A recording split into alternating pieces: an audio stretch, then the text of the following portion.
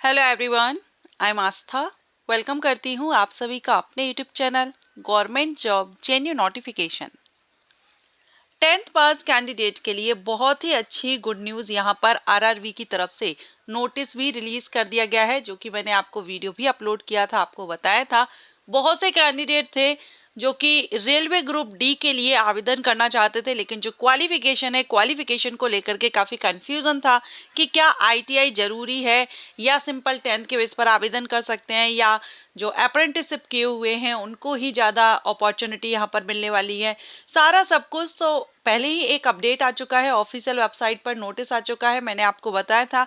और अब यहाँ पर एक और मिनिस्ट्री जो रेलवे है, मिनिस्ट्री ऑफ रेलवेज की तरफ से जो एक्स हैंडल है वहां पर फिर से अपडेट कर दिया गया है, जानकारी दे दी गई है क्वालिफिकेशन को लेकर के। तो पहले हम वो अपडेट और देख लेते हैं। वैसे तो सारा सब कुछ क्लियर है कि 10th पास कैंडिडेट भी ग्रुप डी वैकेंसी के लिए आवेदन कर सकते हैं। सो 10वीं पास, अगर आपने आईटीआई नहीं किया है, आपने अप्रेंटिसशिप नहीं किया है, आप जस्ट आफ्टर 10th आवेदन करना चाहते हैं रेलवे ग्रुप डी भर्ती के लिए, तो आप आवेदन कर सकेंगे। ठीक है, पहले हम वो अपडेट देख लेते हैं, उसके बाद हम बात करेंगे कि ग्रुप डी की कौन कौन सी पोस्ट रहेंगी और एज क्राइटेरिया क्या रहेगा। यहाँ पर आप देख रहे हैं मिनिस्ट्री ऑफ रेलवेज, रेलवे भर्ती बोर्ड ने लेवल 1 पदों के लिए शैक्षणिक योग्यता में बदलाव किया। रोजगार के अवसरों के साथ अभ्यर्थियों को सपनों को रफ्तार दे रही भारतीय रेल, यहाँ जो आईटीआई और अप्रेंटिसशिप का जो रखा गया था, जिसको लेकर के काफी कैंडिडेट कंफ्यूजन में थे और उनको लगता था कि सिंपल 10th के बेस पर हम आवेदन नहीं कर सकेंगे, तो यहाँ पर इन्होंने क्लियर कर दिया है, अब 10वीं पास भी कर सकेंगे आवेदन रेलवे लेवल 1 के लिए। सिंपल 10th पास कैंडिडेट जिन्होंने ना ही आईटीआई किया है, ना ही अप्रेंटिसशिप किया है, ना ही अदर कोई सर्टिफिकेट, कुछ भी नहीं, जस्ट आफ्टर 10th आप ग्रुप डी पोस्ट के लिए आवेदन कर सकते हैं। और ये ऑफिशियल वेबसाइट पर भी आ गया था, और यहाँ पर इन्होंने मिनिस्ट्री ऑफ रेलवेज ने जो एक्स हैंडल है वहां पर भी इन्होंने अपडेट कर दिया है। रेलवे भर्ती बोर्ड ने लेवल 1 के उम्मीदवारों के लिए क्वालिफिकेशन क्राइटेरिया में बदलाव किया है। अब 10वीं पास या आईटीआई डिप्लोमा या नेशनल अप्रेंटिसशिप सर्टिफिकेट, आपने 10th किया हो या आपने आईटीआई किया हो या आप अप्रेंटिसशिप किए हुए हैं, सभी के सभी यहाँ पर किसी इन तीनों में से जो भी क्वालिफिकेशन आपके पास है उसके बेस पर आप यहाँ ग्रुप डी पोस्ट के लिए आवेदन कर सकते हैं। ठीक है, तो ये ऑफिशियल यहाँ पर अपडेट कर दिया गया है। चलिए अब हम देख लेते हैं ग्रुप डी के लिए अगर आप आवेदन करना चाहते हैं तो कौन कौन सी पोस्ट है एंड इसमें एज क्राइटेरिया क्या रहेगा।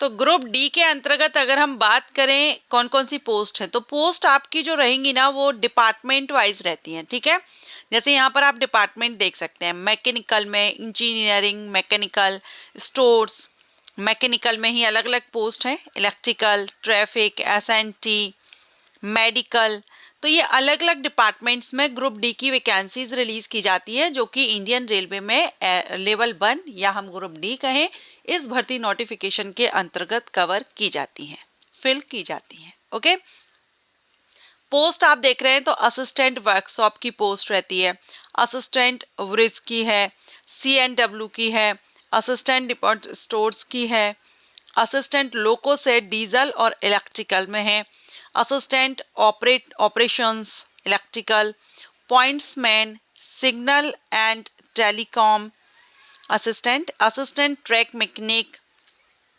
Track machine, assistant TL&AC, assistant TL&AC workshop, TRD works. ठीक है, और हॉस्पिटल असिस्टेंट, ये मेडिकल में जो हॉस्पिटल असिस्टेंट की पोस्ट है, इस पर मैंने पहले भी आपको बताया था कि बहुत टाइम पहले मैंने वीडियो अपलोड किया था जिसमें आप लोगों का कंफ्यूजन था, क्योंकि एक लंबे टाइम के बाद वैकेंसी आ रही है, 4 साल बाद ये वैकेंसी आ रही है, तो ऐसे में काफ़ी कुछ क्वेश्चन रहते हैं कैंडिडेट के मन में कि क्या एज रहेगी, क्या क्वालिफिकेशन चेंज होगी।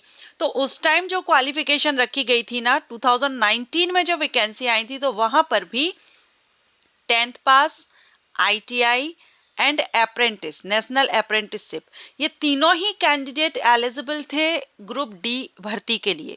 और इसमें भी यहाँ पर अपडेट हमने देख लिया है कि तीनों ही कैंडिडेट ITI होल्डर्स, अप्रेंटिसशिप किए हुए हैं या आप 10th पास हैं सिंपल, तो वही क्वालिफिकेशन अभी भी मान्य रखी गई है, कोई ऐसा बड़ा बदलाव। बीच में कुछ अपडेट आए थे जिसमें बताया गया था कि सिर्फ ITI वाले एलिजिबल होंगे, चेंजिंग आई थी, लेकिन फिर से यहाँ पर अपडेट कर दिया गया है, जो कि अभी हमने देखा।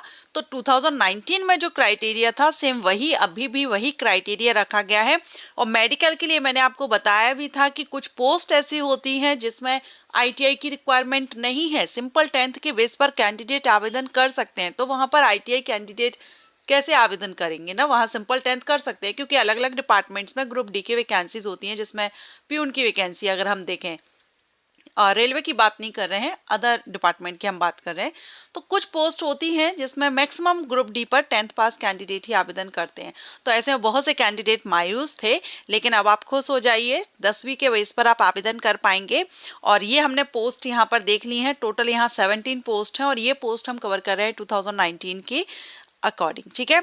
इसमें मेडिकल स्टैंडर्ड देखिए, B1, C1, A2 post wise यहाँ रहता है। तो ये मेडिकल जो स्टैंडर्ड है ये आप जरूर चेकआउट कर लीजिए, अच्छे से देख लीजिए किस पोस्ट के लिए क्या मेडिकल स्टैंडर्ड है, और आपका मेडिकल स्टैंडर्ड सर्टिफिकेट आपका लगता है मेडिकल चेकअप होता है, तो आप अपना चेकआउट कर लीजिए। अब ये आप कैसे देखेंगे कि C1 क्या है, आई साइड वीक है या अदर कोई, तो इस पर मैंने वीडियो अपलोड किया हुआ है, लिंक आपको आई बटन में दूंगी। मेडिकल टेस्ट रेलवे में होता है, सारा सब कुछ क्लियर करने के बाद लास्ट में जब आपका मेडिकल टेस्ट होगा और मेडिकली अगर आप फिट नहीं होते हैं, जो मेडिकल स्टैंडर्ड जिस पोस्ट के लिए रखा गया है उसी मेडिकल स्टैंडर्ड में आपको फिट होना है। अगर आप नहीं होते हैं तो आप डिस्क्वालीफाई हो जाते हैं। इसलिए पहले आप अपना मेडिकल स्टैंडर्ड जरूर चेकआउट कर लीजिए कि आप पर्टिकुलर पोस्ट के लिए एलिजिबल हैं या नहीं हैं। तो लिंक आई बटन पर दे दी, उस वीडियो को जरूर से विजिट कर लीजिए, जिसमें आपको सारा सब कुछ बताया है कि C1 मेडिकल स्टैंडर्ड क्या होता है, इसमें क्या क्या रखा गया है, B1 क्या होता है, A2 क्या होता है, सब कुछ मैंने बताया हुआ है। ओके, अब देखिए यहाँ पर एज की बात करें तो एज 18 से 33 साल ये जो है ये 2019 का है, लेकिन आपने देखा है कि एक कोविड-19 के कारण जो लंबा गैप लगा है उसके कारण रेलवे में जो भी 2024 के जो नोटिफिकेशंस हैं, अगर अभी ये भले ही 2025 में नोटिफिकेशन रिलीज किए जा रहे हैं, 2 नोटिफिकेशन, एक मिनिस्ट्रियल आइसोलेटेड कैटेगरी और एक ग्रुप डी, लेकिन ये 2024 के ही नोटिफिकेशन है, रिलीज जल्दी होना था 24 में ही, लेकिन डिले हो गए हैं इस वजह से। लेकिन यहाँ ये फर्स्ट टाइम आ रहे हैं 19 के बाद ये वैकेंसीज ग्रुप डी और मिनिस्ट्रियल, ठीक है, 07। और अब यहाँ पर देखिए जो 2 नोटिफिकेशन अभी आने हैं, एक मिनिस्ट्रियल आइसोलेटेड कैटेगरी और एक ग्रुप डी की, जो कि 07 और 08 रहेंगे, ठीक है।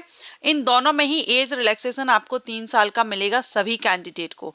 तो एज जो आप 18 से 33 देख रहे हैं ये अभी के नोटिफिकेशन में नहीं रहेगी, अभी जो नोटिस आएगा उसमें एज अनरिजर्व कैंडिडेट के लिए 18 से 36 साल रहेगी। 18 to 36 ईयर तक के कैंडिडेट, अनरिजर्व कैंडिडेट आवेदन कर सकते हैं। अब जो रिजर्व कैटेगरीज होंगी उनको उनकी कैटेगरी के अकॉर्डिंग और भी रिलैक्सेशन मिल जाएगा। ये हम अनरिजर्व कैंडिडेट की बात कर रहे हैं। और क्वालिफिकेशन आप देख ही रहे हैं, 2019 में भी 10th ITI और अप्रेंटिसशिप कैंडिडेट एलिजिबल थे, तो अभी भी यही क्राइटेरिया चला आ रहा है। अब बहुत जल्द इसका नोटिफिकेशन RRB की वेबसाइट पर अपडेट कर दिया जाएगा। RRB group D, isolated categories सभी पर मैंने वीडियोस अपलोड कर दिए हैं, पोस्ट वाइज वीडियो अपलोड किए हुए हैं। जितना पॉसिबल हो सका आई बटन पर लिंक दे दूंगी, अदरवाइज आप railway job profile playlist check कर लीजिए, वहां पर आपको सारे पोस्ट से रिलेटेड डिटेल वीडियो मिल जाएंगे, जिसमें आपको सैलरी, सिलेक्शन प्रोसीजर सारा सब कुछ क्लियर किया गया है। एंड आई होप आपको ये इंफॉर्मेशन अच्छी लगी हो, अगर पसंद आई हो तो लाइक एंड शेयर कीजिएगा। Thank you.